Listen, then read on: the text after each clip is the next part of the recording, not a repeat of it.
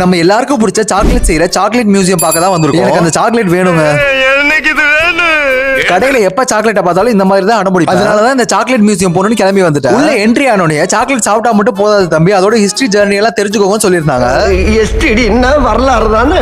இந்த மியூசியம்ல அந்த காலத்துல சாக்லேட் ரெடி பண்ண மிஷினும் வச்சிருந்தாங்க. இதுக்கு இப்படி ஒரு சந்தோஷம்னா சாக்லேட்டோட ஹெல்த் பெனிஃபிட்ஸ் போட்டிருந்தாங்க. இதை பார்த்து என் பொண்டாட்டி இதை படிச்சு எனக்கு எக்ஸ்பிளைன் பண்ணுங்கன்னு சொன்னா.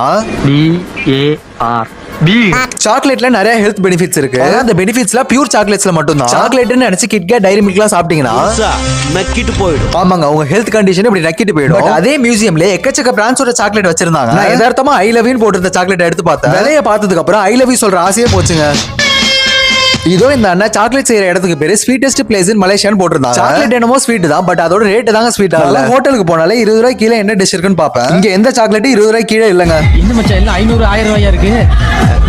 இங்க ஒன்னு 20 ரூபாய்க்கு இருக்கே. தண்ணி பாட்டில் அது.